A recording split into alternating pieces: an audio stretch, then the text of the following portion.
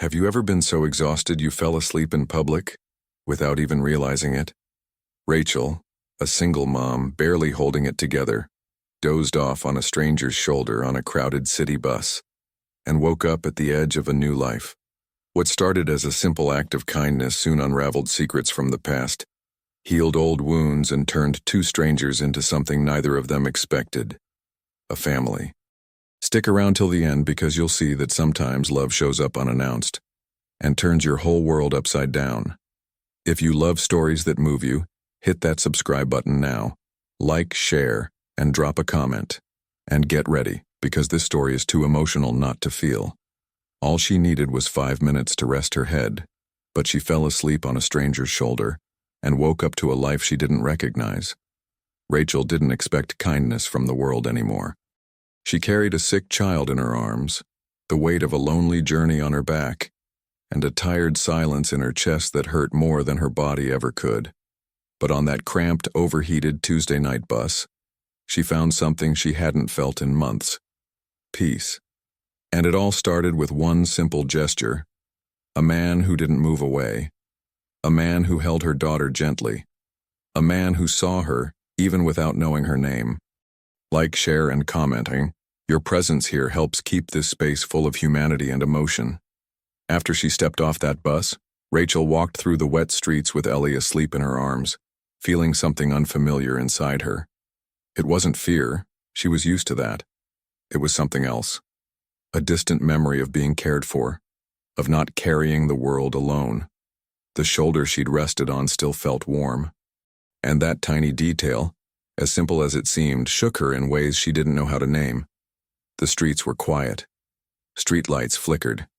She held Ellie tighter and climbed the stairs to their small apartment: 2 rooms, 3 moldy walls, and a fridge louder than the neighbors. There, silence didn't mean peace, it meant pressure. It echoed overdue bills, Ellie's cough, and the constant feeling of being one step away from falling off a cliff. Every day started the same. She'd get up before the sun, make something, anything, and for Ellie to eat, even if it was just stale bread with margarine, get her ready for daycare, and run to catch the first bus. Sometimes it rained, sometimes it was freezing, but Rachel always went. The bakery job didn't wait for anyone, and her boss loved to remind her, "You want easy? Try working on a cloud." She was on her feet all day, bouncing between the cash register, the oven, and cleaning duties. By the end of the shift, her back screamed and her hair smelled like flour, but there was no break. She still had to pick up Ellie, stop at the pharmacy, swing by the market, and pray the bus didn't break down. Coming home just meant switching missions: bath time, dinner, nebulizer, fever. Sometimes she forgot she even existed. Rachel had no one. Her parents died young. Ellie's father vanished when he found out she was pregnant. She didn't even know if he still lived in the same state. She had no close friends. The women at work were nice, but each had her own war to fight. Rachel had learned not to expect help, not to ask, and eventually, not even to hope. But that came with a cost. At night, after Ellie finally fell asleep, Rachel would sit on the kitchen floor back against the cabinet and cry. Not loudly, not sobbing. It was a quiet kind of crying, like she didn't want to disturb even herself. A cry for help, without the scream. A silent plea for a pause, for mercy. There were days the daycare called in the middle of her shift: fever, cough, trouble breathing. Rachel would drop everything, panic in her chest, and run. Every absence meant another warning.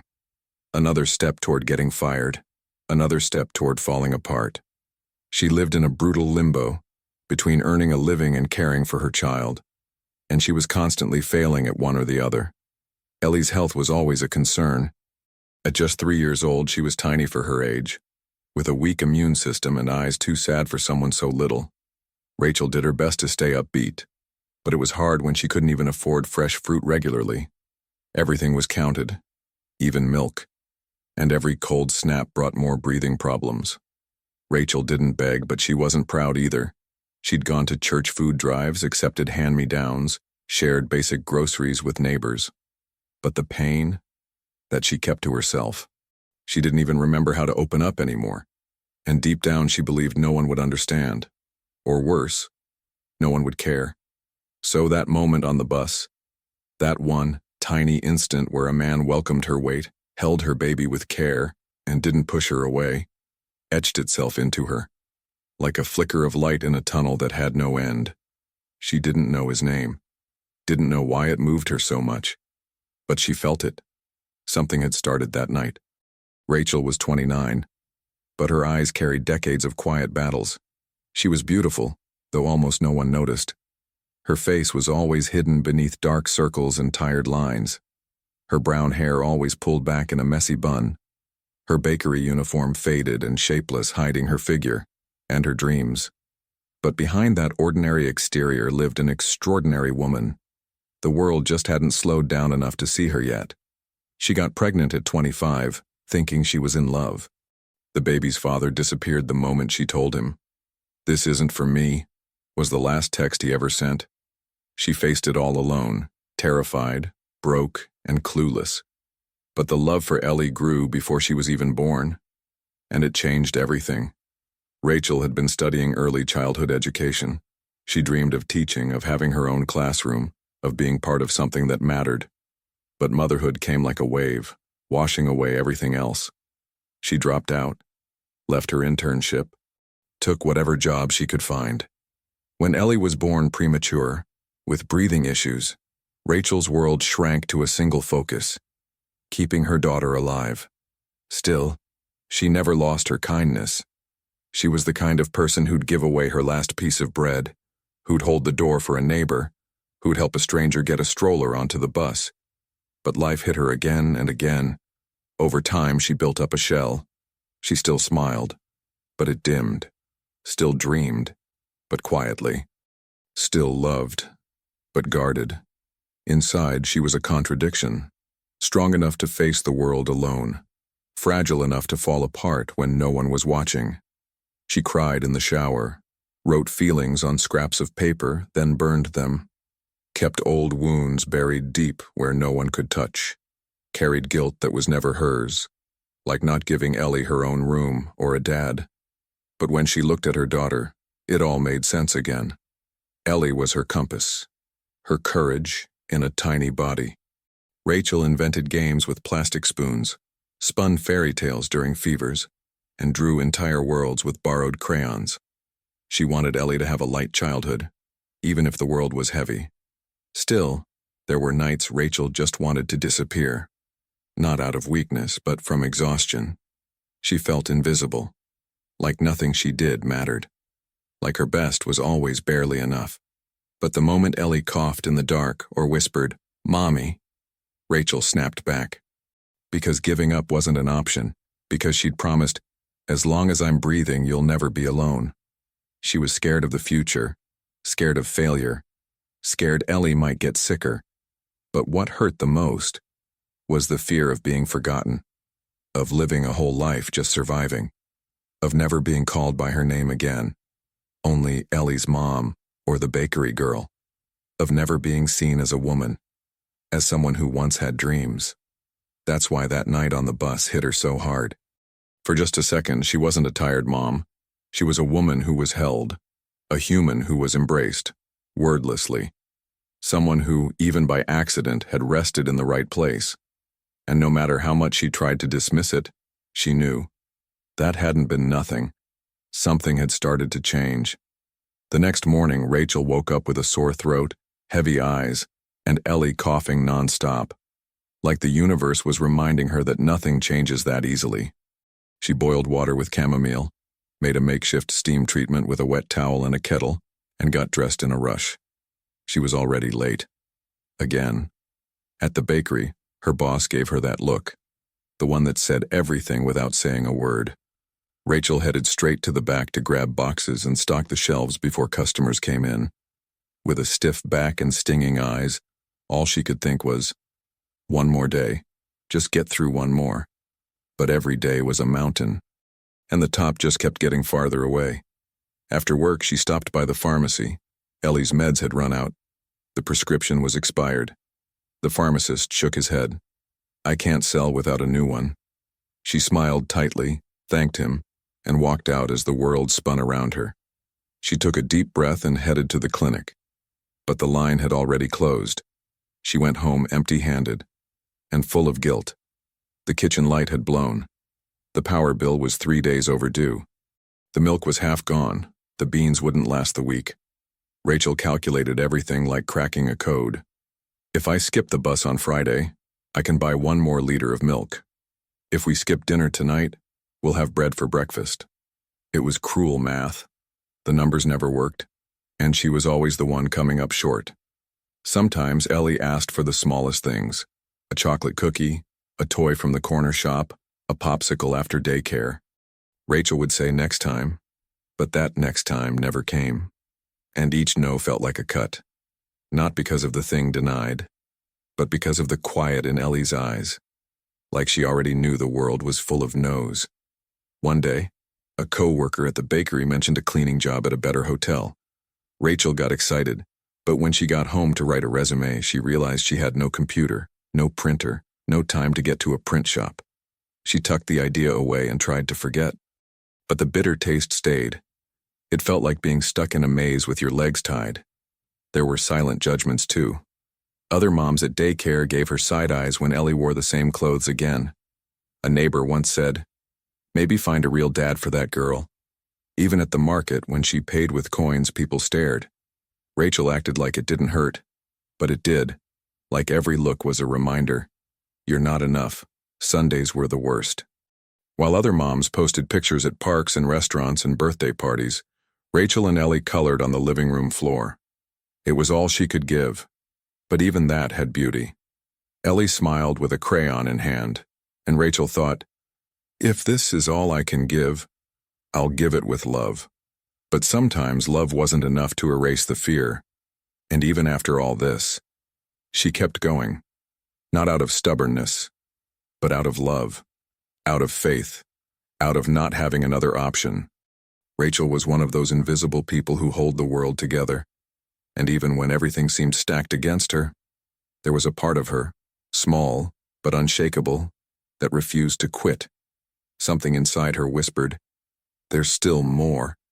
She just didn't know that the more had already started. That night, on that bus, on the shoulder of a man she didn't know, but who would soon change everything. If you're still with us, hit that like button and subscribe to the channel. That Monday morning after the night on the bus, Rachel woke up feeling different. She was still exhausted.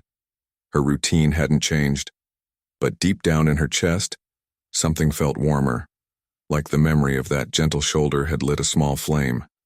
Maybe it was just leftover tenderness, maybe the faintest spark of hope. But she looked over at Ellie, still asleep, and whispered, "Mommy's gonna try." Before heading to the bakery, she stopped by the internet cafe and printed out 2 resumes. Outdated, full of typos, but it was what she had. She folded them carefully and tucked them into her bag. On the way, she spotted a flyer taped to a lamppost. Morning shift, cafe hiring, front counter. The place looked upscale. Nothing like what she was used to. She took a deep breath and walked in. The manager greeted her with a polite, rehearsed smile. Rachel stammered a little as she handed over her resume, trying to look confident. "I'm punctual, I work hard, and I've got experience with customers." The woman nodded and said they'd call if needed. Rachel walked out with trembling legs. It was just another try, but she had tried, and that was something. At the bakery, her boss noticed she was 10 minutes late. He didn't ask why. Just shot her that usual cold look and said the line that always cut deep. "If you don't want to work, there's a line of people outside who do." Rachel pressed her lips together, swallowed the reply building in her throat, and carried on like nothing happened. But something inside her cracked. Slowly. One piece at a time. During lunch, sitting in the back, eating cold rice and eggs, she remembered an old notebook where she'd once jotted down lesson plans. She pulled out her phone and searched free courses for single moms. She found a few. One caught her eye. Basic training in early childhood education and literacy. Her heart sped up, her mind filled with doubt. But she clicked, save. That was it. A tiny move, but a real one. She also started writing again. Little notes, scraps of cardboard, messages to herself. You are more than what the world sees. You weren't born just to survive. Your daughter will be proud of you someday." She kept the notes in an old tea box along with hospital bracelets, Ellie's first lock of hair, and the ultrasound photo. It was her little shrine of love and endurance. One afternoon, Ellie had a severe coughing fit at daycare. Rachel got the call and dropped everything. At the public hospital, she waited hours before they were seen. The young doctor was kind and gentle. After reviewing the scans, she looked Rachel in the eye and said, "You're doing really well. Just don't forget to take care of yourself too." On the way home, Rachel cried. This time there was no shoulder on the bus to lean on, but there was the memory of that night. And more than that, a quiet certainty that kindness still existed in the world. And if it existed, maybe she still had a place in it. The following week, she walked past the technical school again. The sign was still there. Partial scholarships for single mothers. Rachel walked in, asked for info, told them she didn't know if she could afford it, or if she'd even have time. But the woman at the desk smiled and said, "If you're willing to try, we'll find a way." Rachel walked out clutching a brochure, heart tight, fear spinning in her head. But for the first time in forever, something else filled her chest. Desire. It wasn't change yet, but it was motion, and it was hers. And right in that vulnerable, hopeful moment, something unexpected happened. James came back. But this time he wasn't on a bus. He was standing at the bakery door, waiting for her. It was a warm Thursday afternoon. Rachel had just mopped the floor and leaned against the counter, waiting for the last customer to leave. When she looked up, there he was. The same calm eyes, the same steady presence. It was him, the man from the bus, the shoulder she'd collapsed onto.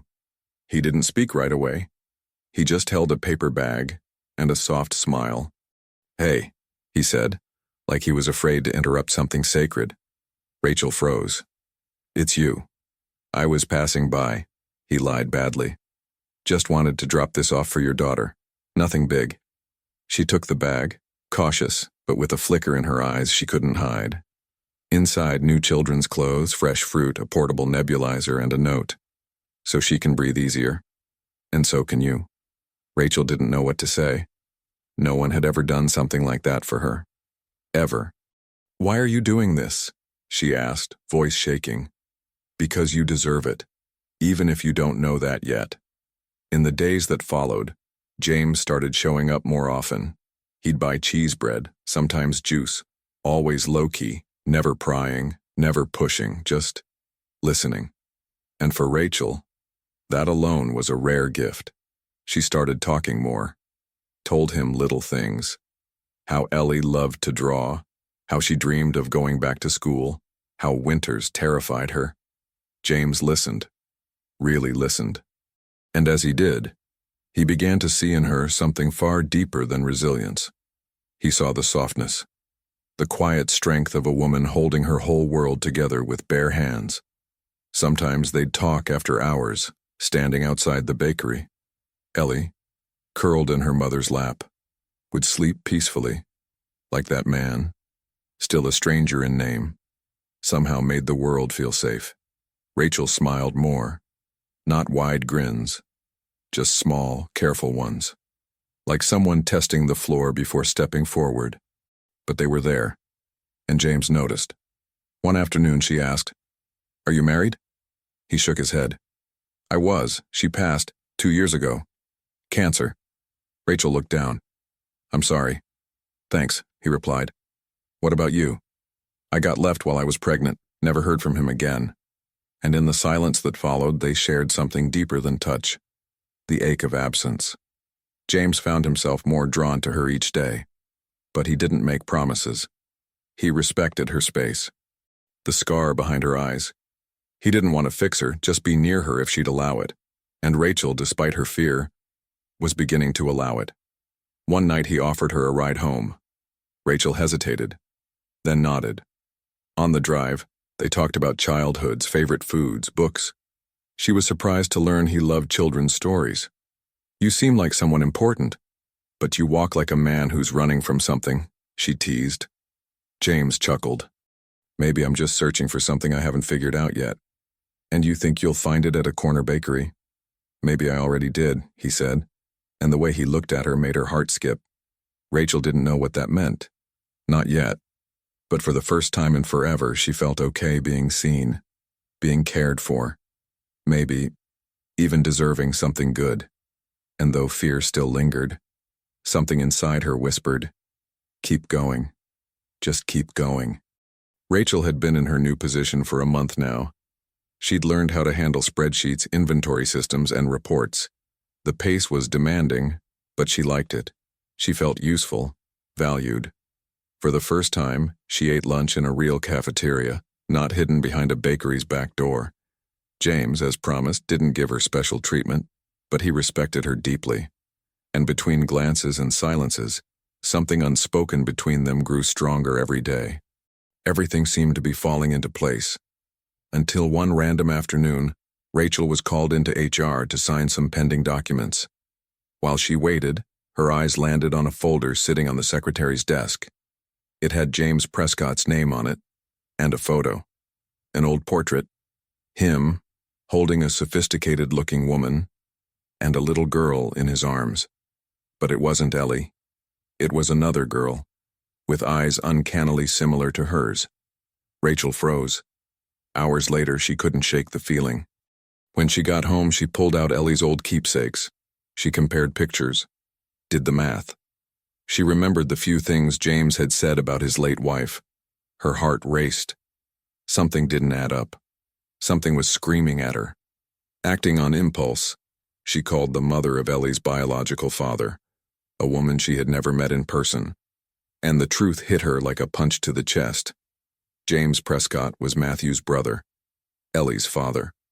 Rachel felt the ground collapse beneath her. Suddenly, everything made sense. The way James looked at Ellie, the tenderness in his gestures, the insistence on being near. He knew, or at the very least he suspected. And she had no idea. The feeling of betrayal, of being exposed, crashed over her like a wave. Breathing hurt, thinking hurt, loving hurt even more. The next day, she didn't show up to work, didn't answer messages. James went to her apartment. She opened the door, eyes red. "You knew?" she asked, no hesitation. James swallowed hard. "Not for sure. But after the hospital, I started to suspect. Her eyes. The last name you wrote on the medical forms. I didn't want to scare you. I didn't know how to say it. You should have trusted me," she said, voice steady but shattered. "I trusted you." James tried to explain, but Rachel had already closed the door. The thought that she'd been watched, analyzed, chosen not for love, but for blood, was unbearable. For days, she withdrew. She missed work, barely slept, had nightmares. Ellie would ask, "Is the nice man coming back?" And Rachel would answer with tears she couldn't let fall. She felt invaded, emotionally violated, like her safe place had been turned into a trap. But over time, the anger gave way to reflection. She reread her notes. She remembered James's silences, the way he cared, without demanding, without controlling. He wasn't Matthew. He had stayed. And that made all the difference. In the space between hurt and forgiveness, something new began to grow. There was no going back, but maybe, just maybe, there was still a way forward. 2 weeks passed. Rachel didn't reply to a single message. Her position at work still stood, but her heart was elsewhere. She showed up, did her tasks on autopilot, left without meeting James's eyes. Her co-workers noticed. Even Ellie at home grew quiet. She missed the visits, the laughter, the Sunday park walks. James's absence lived in their home like a ghost. Even unnamed, it was felt. But fate had plans of its own. One Friday afternoon, Rachel was asked to attend a company event. She almost said no, but it was mandatory for all new employees. The hall was full, decorated with soft flowers, motivational banners, gentle music playing in the background. The theme, "Transforming Lives is Our Mission." James stepped onto the stage. The microphone trembled slightly in his hand. His speech began formally. But then, he paused and looked straight at Rachel, who was trying to disappear into the back row. Sometimes the most powerful transformation we can live through isn't in the numbers. It isn't in the profit. It's in the silence of a glance, in unexpected care, in the courage of someone who fights every day and still finds the strength to smile. The room fell quiet. Everyone was looking at him, but he only saw Rachel. "I made a mistake," he said. "Not because I wanted to lie, but because I was scared to lose something I never had, but that became everything. Rachel, I should have trusted you, and I still hope that someday you'll trust me." Rachel ran. The tears had started before she even reached the exit, but James didn't follow. He had learned that love, too, meant letting someone walk away. The next day, Rachel received an envelope at home. Inside, an old photo of James and his brother, Ellie's father. On the back, a handwritten message. "Life may separate us, but love always finds its way, in the most unexpected places." Along with it, a small note. "If you ever feel like talking, I'll be at the place where it all began." It was the bus stop, the same bench where she'd once fallen asleep on his shoulder. That afternoon, Rachel took Ellie by the hand and walked there. When she arrived, James was already sitting, eyes down, unsure if she'd come. But when he looked up and saw her, hand in hand with their daughter, time seemed to freeze. She sat beside him. "You're not her father," she said gently. "No, but I want to be the man who stands beside you, if you'll let me." Rachel looked at Ellie, then at James, and for the first time, her eyes held no fear. "Then start over, from scratch, no shadows, no secrets." "I want that," he said, voice thick with emotion. "More than anything." And right there, at the bus stop that once held exhaustion and sorrow, something new was born. Not perfect, but real and possible. Go ahead and like this video and subscribe so you don't miss a thing. Months had passed since that moment at the bus stop. And so much had changed, not in some fast movie-like way, but step by step, like rebuilding a house from its own ruins. Rachel was back at work, this time with her head held high. Her position was now permanent and it came with new responsibilities. But the most important change was how she felt when she woke up in the morning. Like she belonged. For the first time, she felt part of something real. Ellie was thriving too. She began seeing a pediatrician James had recommended, and the bronchitis attacks became less frequent. She now ran barefoot through their small apartment, laughing out loud whenever James showed up. He had become part of their routine, never pushing, never imposing, just being there with honesty and heart. Not trying to take the place of a father, just showing up like someone who truly cared. Rachel, who once only saw herself as a survivor, started making plans. She completed her training course, began taking basic accounting classes, and on weekends, read made-up stories to Ellie, like she was trying to reclaim every fairy tale she never got to tell during the years of struggle. And the most beautiful part? Rachel started writing again, but this time, not desperate notes to herself. They were letters of gratitude, reflections on motherhood, self-love, and rebirth. She kept them all in a brand new journal, a leather-bound notebook with her name engraved in gold, a gift from James. It was more than just a notebook. It was a seed. One day, during a team meeting, James stood up and asked to speak. He paused, looked around, and then said, "Starting next week, we'll have a new coordinator for the company's social project. Someone who knows what it means to fight with dignity. Someone who embodies our values." Then, he pointed to Rachel. The entire room erupted in applause. Rachel could barely hold back the tears. It was official. She was no longer invisible. She was now an inspiration. The project aimed to bring education and basic care to underserved communities. And during one meeting, Rachel suggested something bold. An expedition to Africa, a small village in Mozambique. James supported her instantly, and so something that once felt impossible became real. Rachel, Ellie, and James traveled together, not just as a team but as something deeper, something growing quietly into a family. Africa changed them, There, Rachel rediscovered her essence, the woman who wanted to teach, to heal, to change lives. James let go of spreadsheets and reconnected with his humanity. Together they built a library for the village children. Ellie learned to say thank you in another language. And suddenly, the world felt wider, more possible, more alive. Back in Brazil, James made a public announcement at a foundation event. I don't just want to stand beside Rachel. I want to walk through life with her. Always. And right there, in front of everyone, he got down on one knee and opened a small ring box. Rachel laughed, cried, and answered between sobs, I've walked alone for so long, but now, yes, now I want someone by my side. She wasn't just saying yes to the proposal.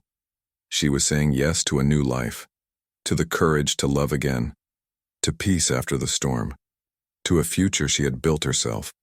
They walked hand in hand through the local street market where it all began.